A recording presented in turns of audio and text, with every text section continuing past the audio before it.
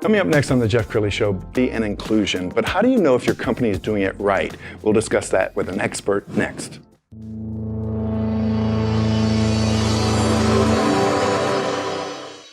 Many are predicting that the worst is yet to come, which is unfortunate, said one person here.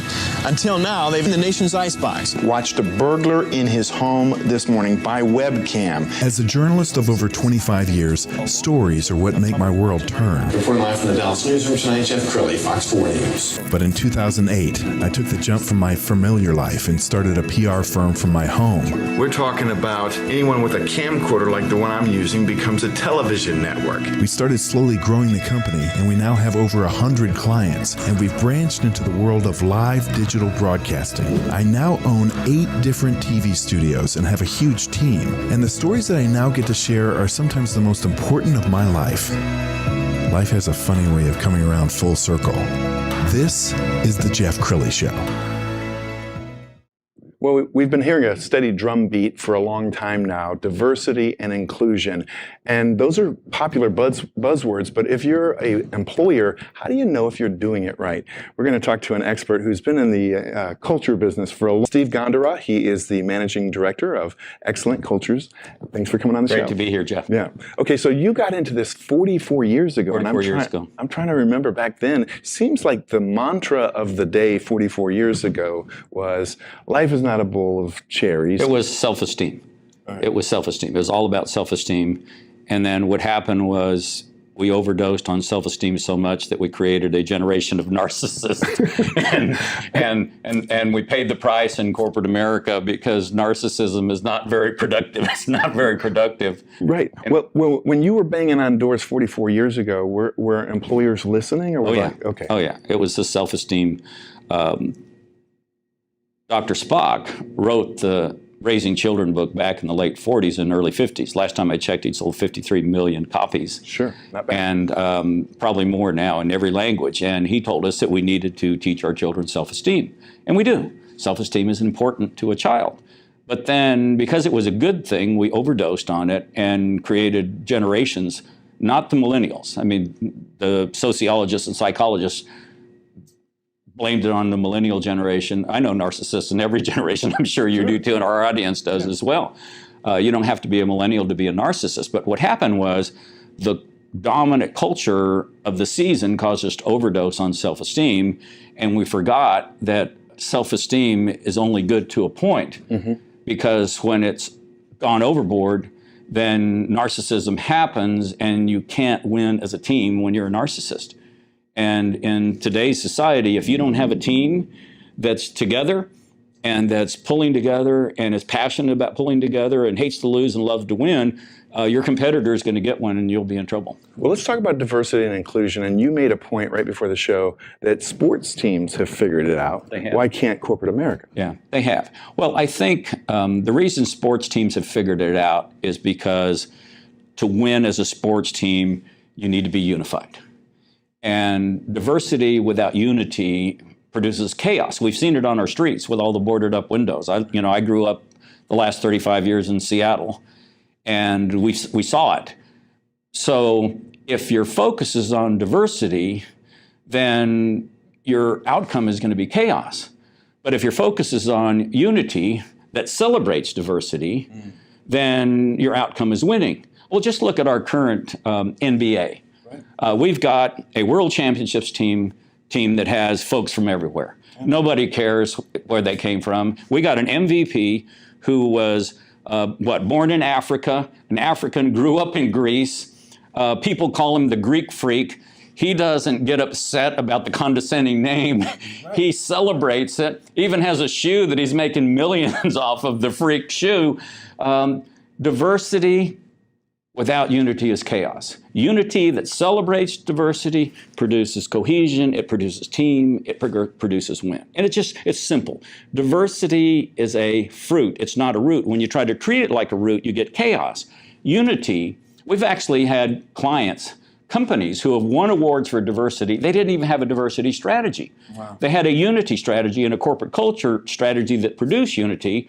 They're in the room where the presenter of the award is talking about a company that's winning this diversity award. They didn't even know it was them. They were surprised. Oh, so just look at nature.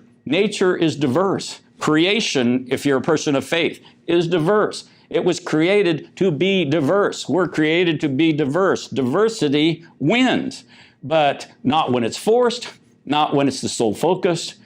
When unity is the focus, the right stuff happens. Outstanding. We found a great overview video. Let's go ahead and roll that now. Toyota is built upon 2 pillars. If you don't know this, respect for people. From day one, when Mr. Toyota started our company, respect for people. Those are the 3 words. The second pillar is Kaizen. It's a Japanese word. It means continuous improvement. 2 pillars. Respect for people, continuous improvement. Respect for people, continuous improvement. High performance teams look about how I am giving to the team, how I'm giving to the outcome. Poor performing teams are like, what's in it for me? At that time, there was no WCMO. There were very good high performers, culture low, attitudes low. Performance high, effort high, attitudes low. You say, well, Jack, if it's already performing high, what are you trying? Because that was not sustainable, because people were getting worn out. People were wanting to leave. People were fighting others. They were literally, some people were succeeding by hurting others. If you ever look at your life and you think you're increasing by decreasing someone else, I promise you, you're about ready to get trampled on. We got it? Here's what happens. The team started slowly, but over the next year and a half, over 18 months, 19 months I think to be exact, our overall culture scores improved 81%. Overall leadership effectiveness increased by 14%. One of my key VPs, this is awesome, one of my closest friends, he decided to totally go for it. He was not totally a buyer of what we were doing at first. Let me just be honest with you. This is one of my closest friends, and he's like, dude, you're a little bit foofy on me. Like, this is just, you're a little like, I'm not sure I'm feeling this. Seriously. And you feel that way. How much of this is really, like, real? Well, I'll tell you. He's like, I'm going for it. Let's go. He personally had improved his own leadership scores by 62%. It changed his whole team. His whole unit. One of my VPs, went on to not only be stronger, but he got elevated another 2 times in the company because people were rallying around him. Our team happens to be now, whatever it is, 1,600 people or something. We're going together. What happened on this WCMO, at the end of this, we created what we called a world-class marketing organization, and we had this vision, what it looked like, and every member was going for it. Here's the end of the story.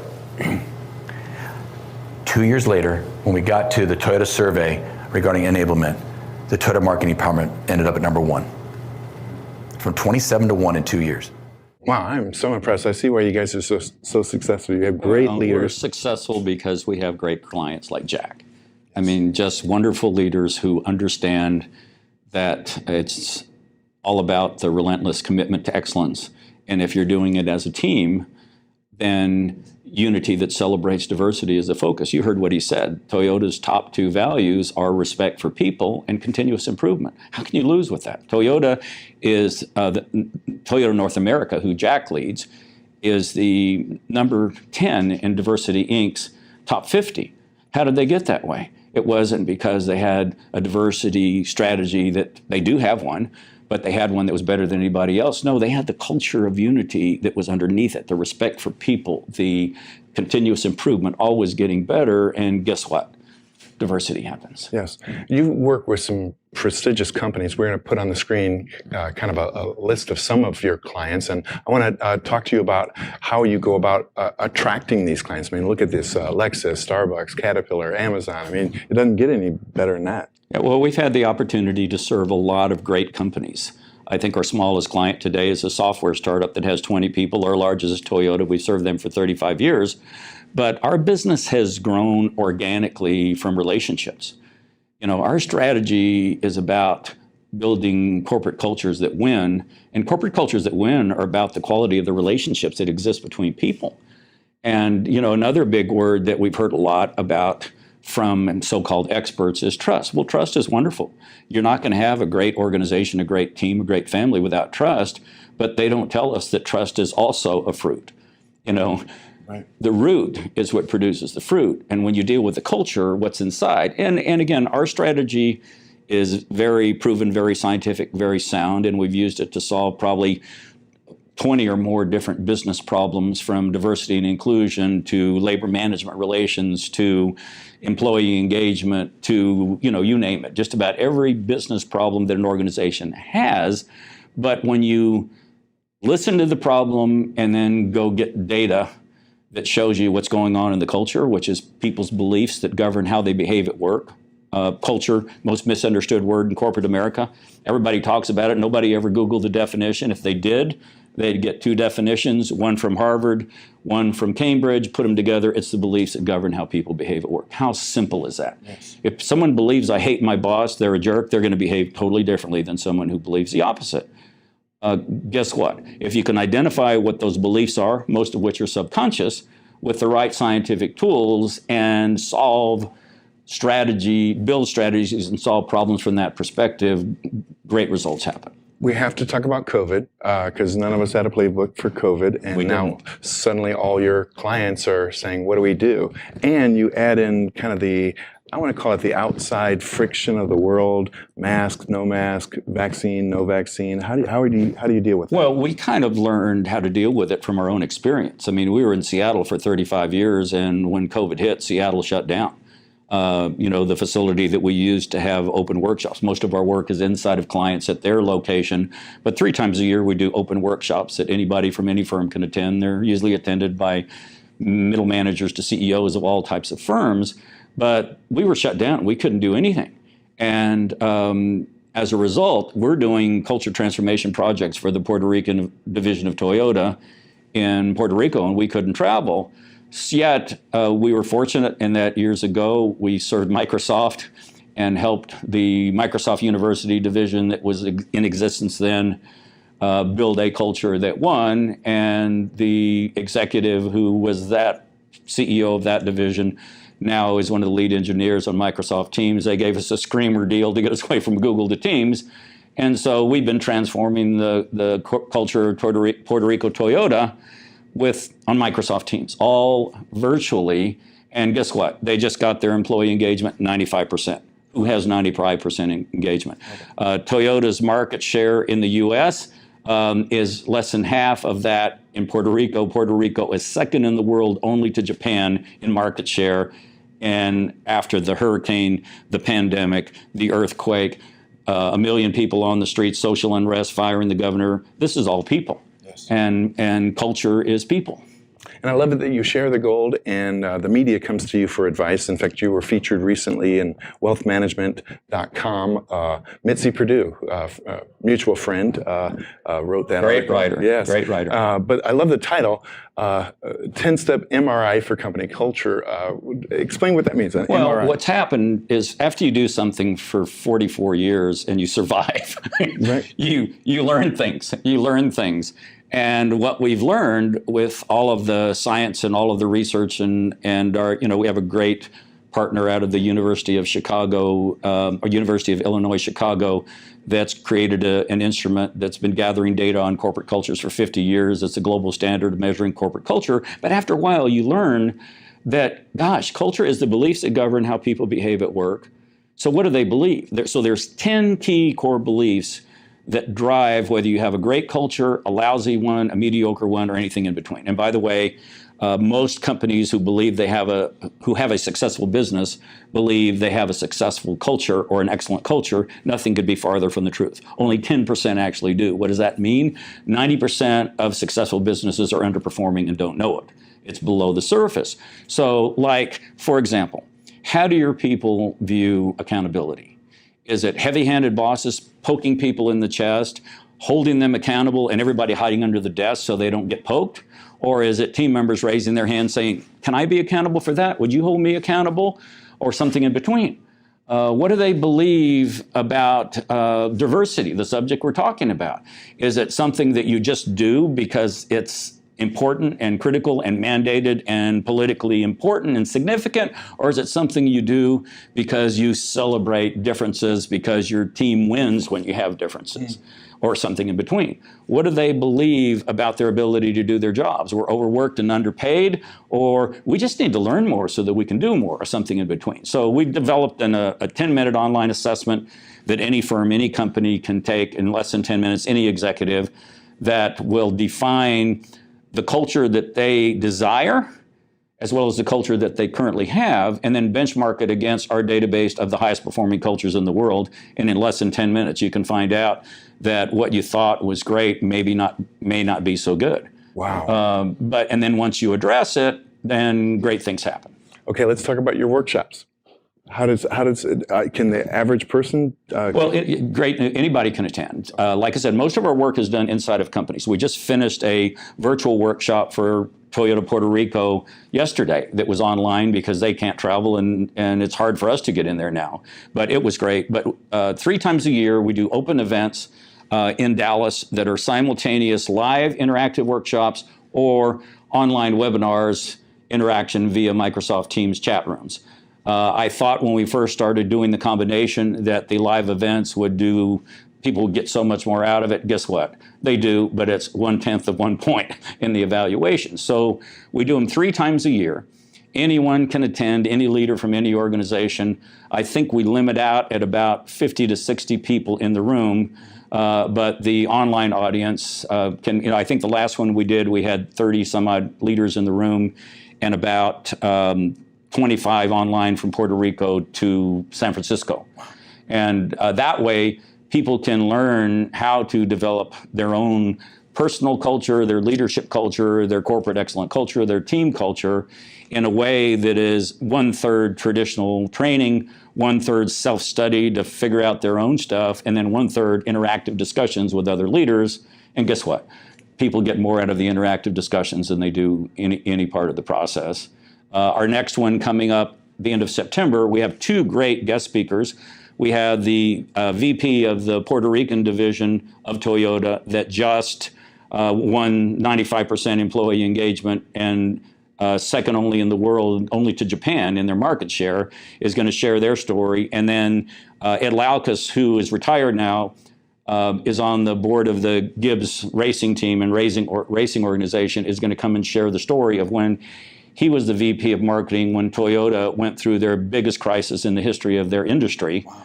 And took a culture that was demeaned on national TV by the Attorney General and transformed it into a culture that increased their culture 82, 83, 84%, increased their employee engagement from number 27 at Toyota to number 1 in the whole company, and their national market share by 2%.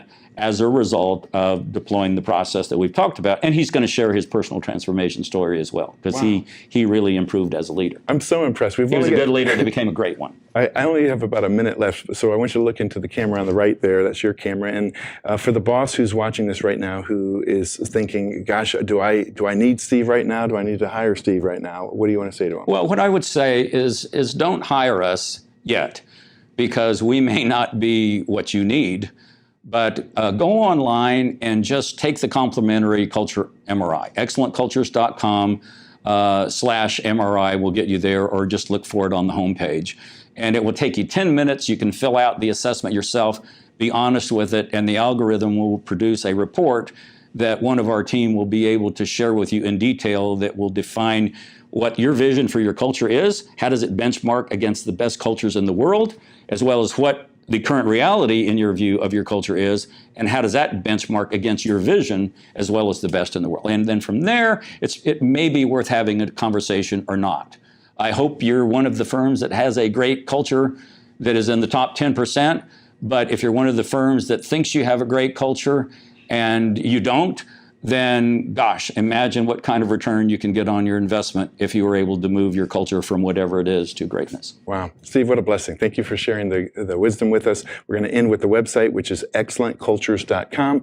Steve, thanks for coming on the show. Yeah, our pleasure. Thank you, Jeff. It's great to be here. Thank you. That's it for now. We'll see you next time.